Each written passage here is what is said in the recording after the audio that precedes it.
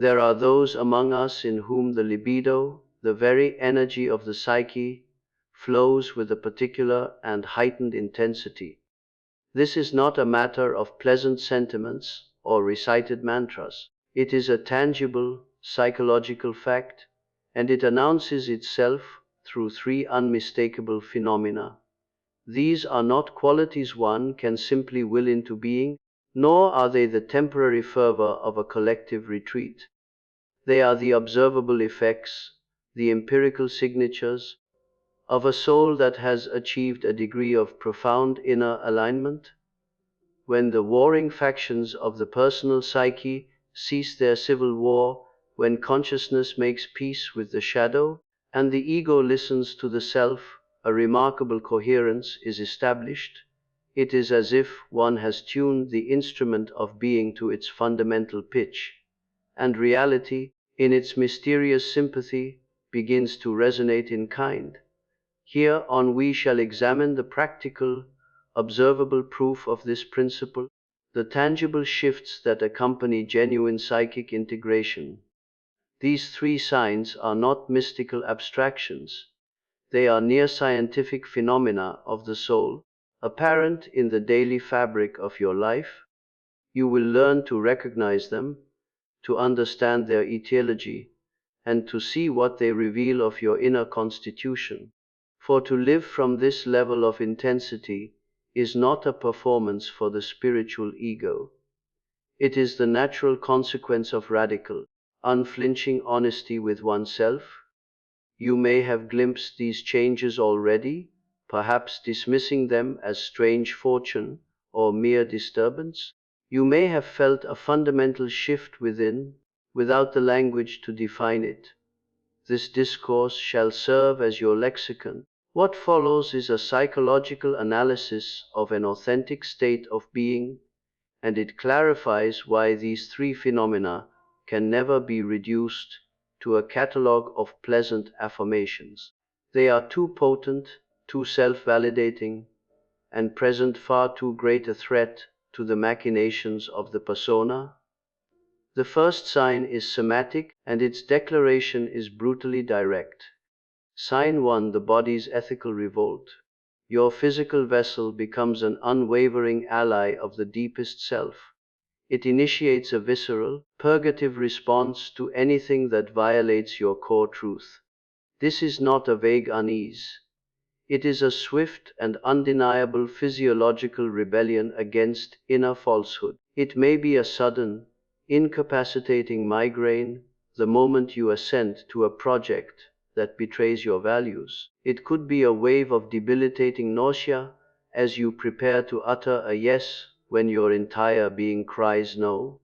Or perhaps it is a profound, bone-deep exhaustion, medically inexplicable, that emerges only in the company of those who demand you wear a mask.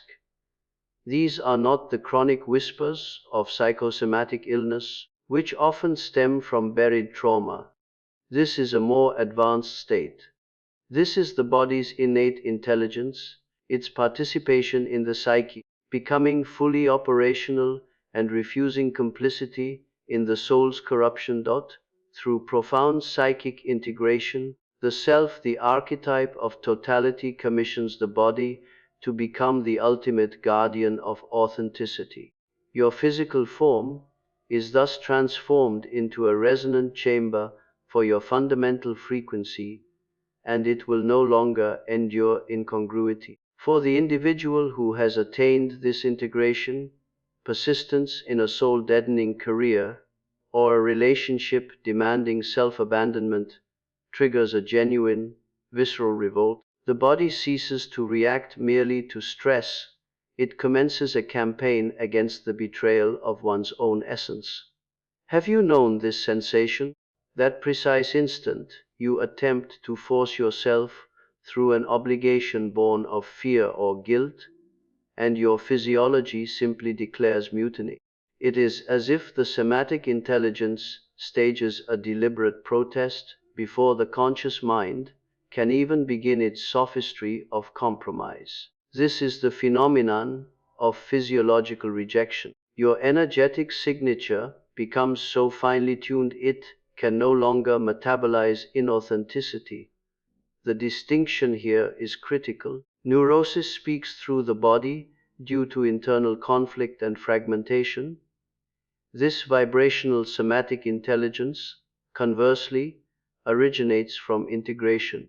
It springs from a covenant between psyche and soma, so absolute that your biological organism actively defends your truth. It becomes the physical enforcer of your inner coherence. When that coherence is threatened, the alarm is sounded without mercy. Those who bear this sign find they cannot utter a minor falsehood without a constriction in the throat. They cannot remain in gatherings where dishonesty is the currency without feeling physically poisoned. The body now compels them toward truth. This is no longer a mere moral inclination. It has transitioned into a biological imperative.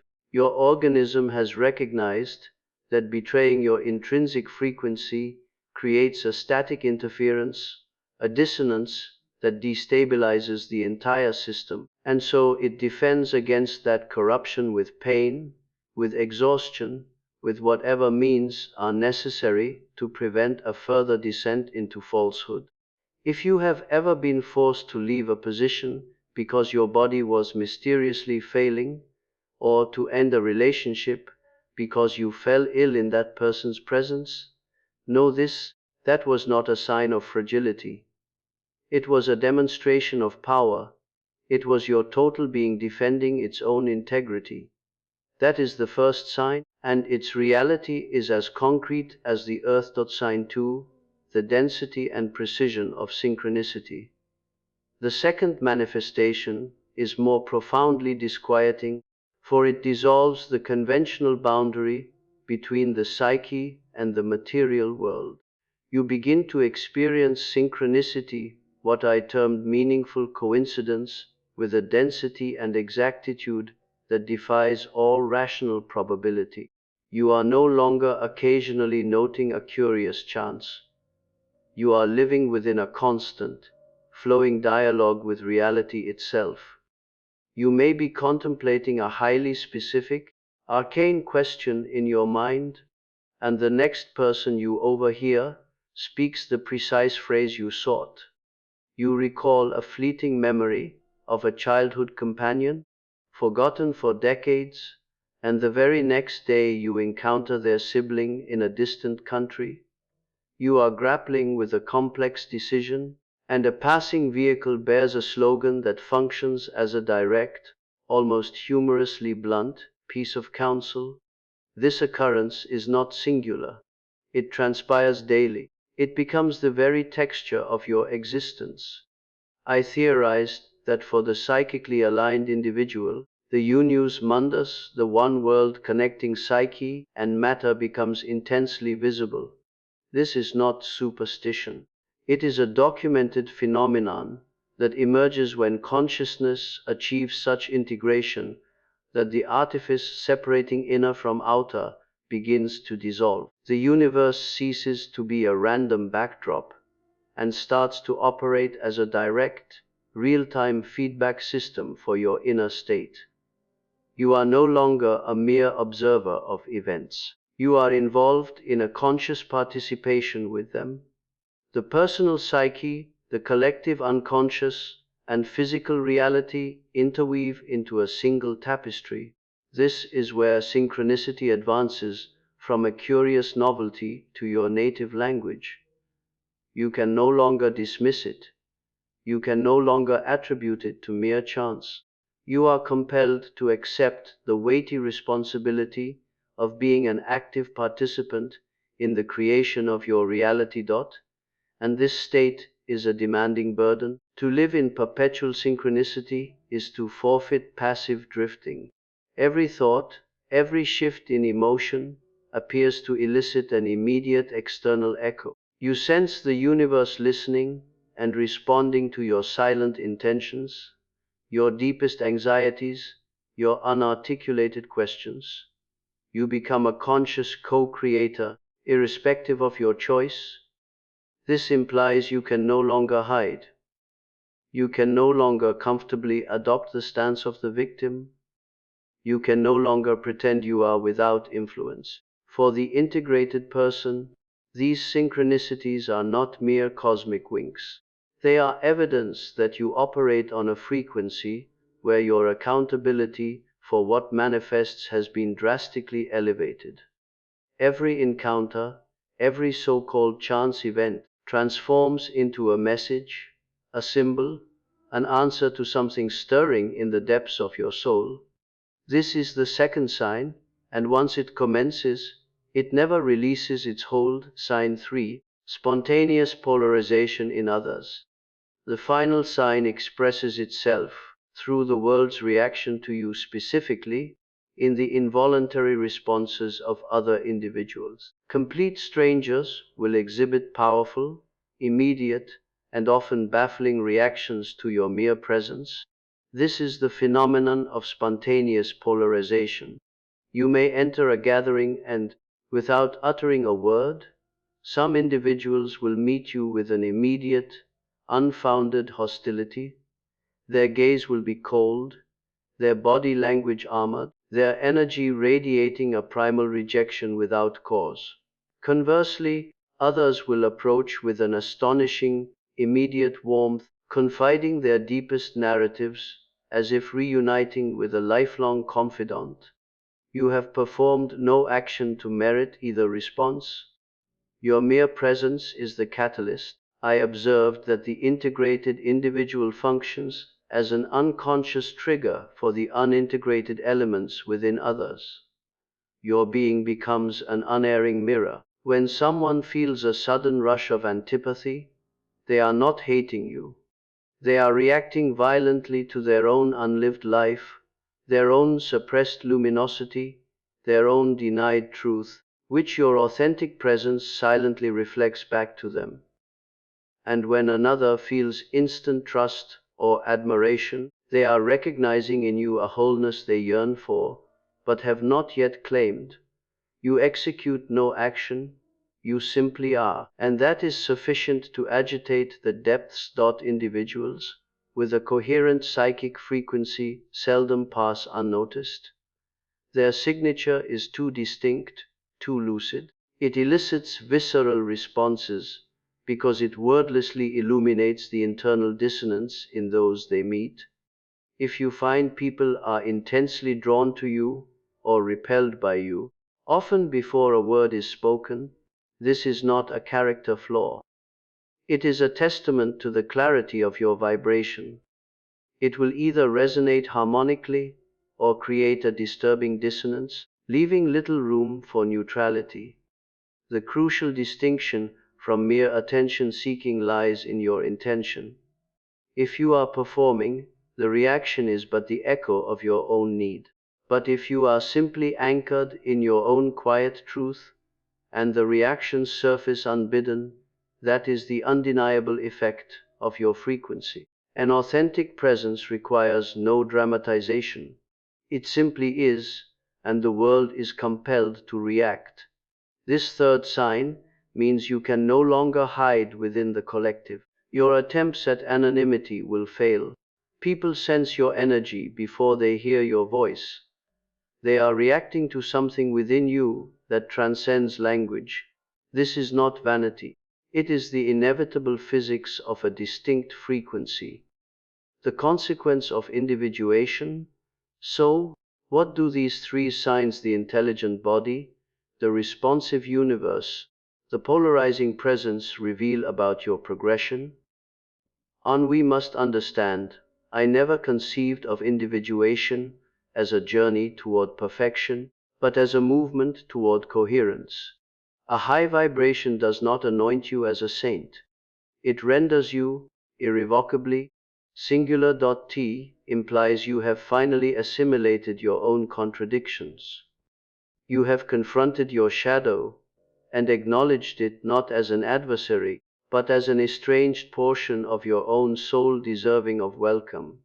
This state of profound inner unity, where ego, unconscious, and the self engage in continuous discourse, generates an energetic signature so coherent that the material world is compelled to correspond.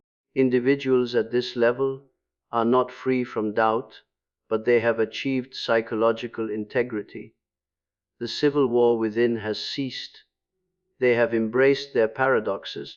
They no longer dwell in division, and this unity fundamentally alters their interaction with the surrounding field.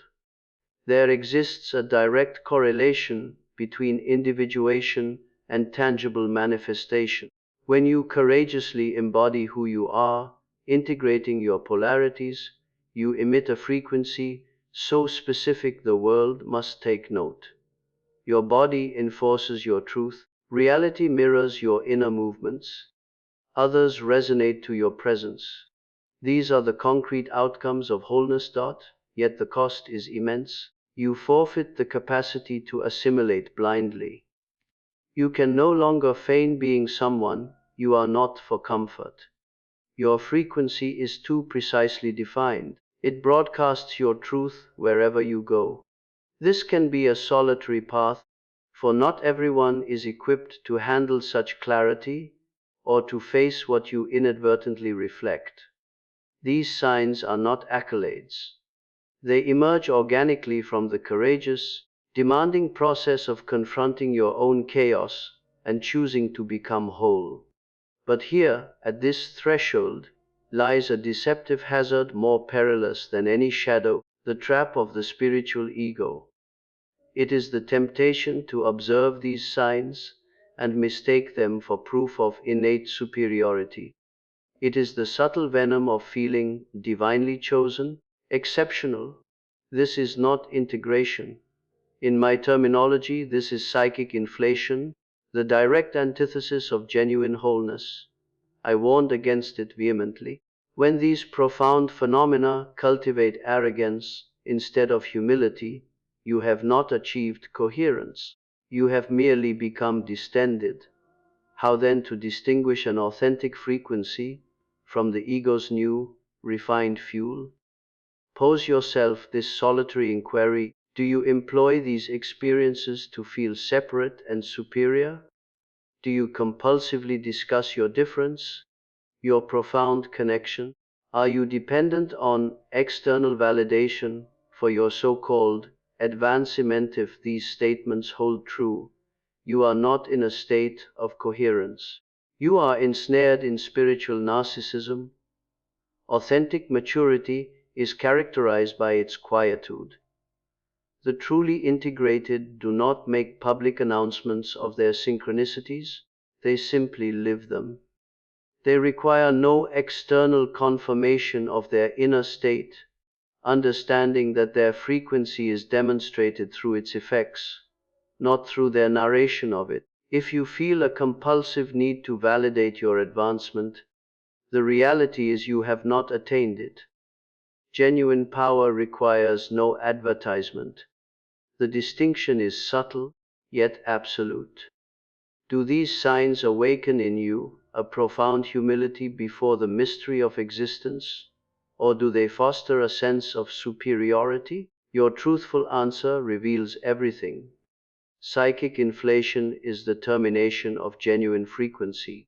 It occurs when you mistakenly identify with the archetypal energies moving through you, forgetting you are the vessel, not the source, the lens, not the light itself. This is the primary hazard of the path to the self. The moment you believe you are the power you wield, you have severed the connection and regressed into the ego's grasp. An ego, now ornamented with spiritual trophies, no less fragmented, only more disguised. True maturity manifests in simplicity, the capacity to experience these phenomena without the need to constantly analyze, categorize, or use them as proof. You simply dwell within them. Your body protects your truth. Reality reflects your soul. People react to your presence. This becomes your new normal, not a milestone, but the basic physics of your being. After the long battle within, there arrives a moment in individuation where a fundamental transformation occurs. You cease the search for external confirmation. You abandon the attempt to interpret every sign. You stop accumulating proof of your own evolution. You realize a high vibration needs no name, validation, or understanding from anyone but yourself. It simply is the undeniable texture of your life. This, I might designate as the ultimate return to the self.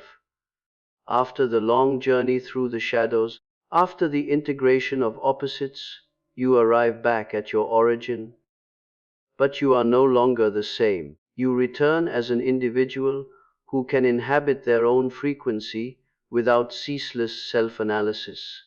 You live your vibrational quality without intellectualizing it. It has finally, simply become who you are. In this phase, the quest for spiritual explanations concludes. The synchronicities lose their mystical enchantment and become, like the beating of your own heart, merely the evidence of a life authentically lived. They are understood simply as the established grammar of a dialogue with the world. Your body's rejection of falsehood becomes the norm. The projections of others are anticipated. You no longer require a spiritual lexicon to assign meaning. You are simply living within the meaning. This is the hallmark of true integration. When the phenomena cease to be mere signs and transition into your intrinsic reality, the deepest maturity is discovered. You are no longer endeavoring to be spiritual. You are no longer striving to be conscious. You are no longer performing elevation. You simply are, for there remains no alternative mode of being. Your inner coherence has rendered your frequency so non-negotiable that you would find it impossible to abandon. Even if you tried, you are, in a sense, imprisoned within your own truth, or, more accurately, you have finally been liberated by it. These three signs are not objectives to be pursued. They are not entries on a spiritual inventory. They are the natural consequences of remaining authentically present with yourself for a sufficient duration, of encountering your own being so completely that no space for internal division remains. When you cease the flight, the denial, the civil war within, something fundamental alchemizes.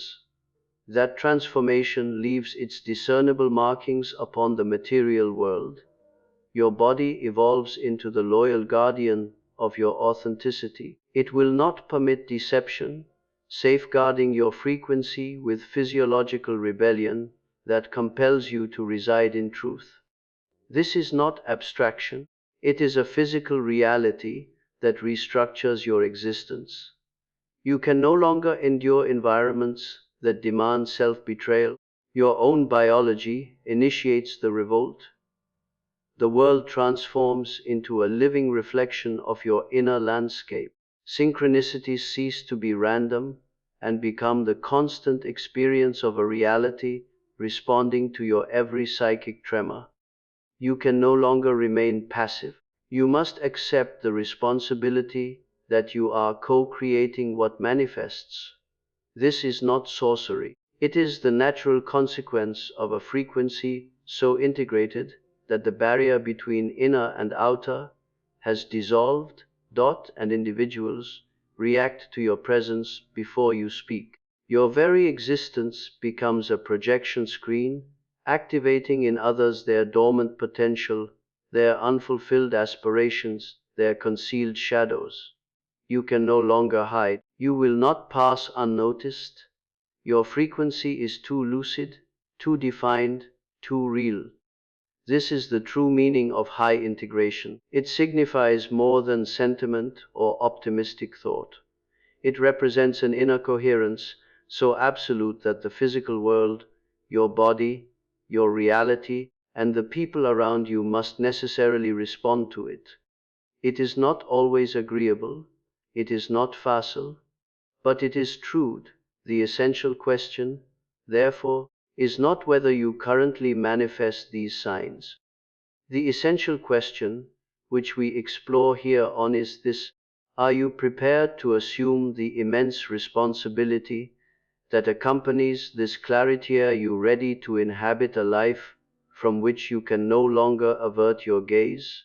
Are you prepared to acknowledge your inherent responsibility in every circumstance that unfolds? Are you willing to embrace both the burden and the liberation that descends when you become so clear that the world itself is compelled to answer? This is not a romantic endeavor. It is the most radical form of self-encounter.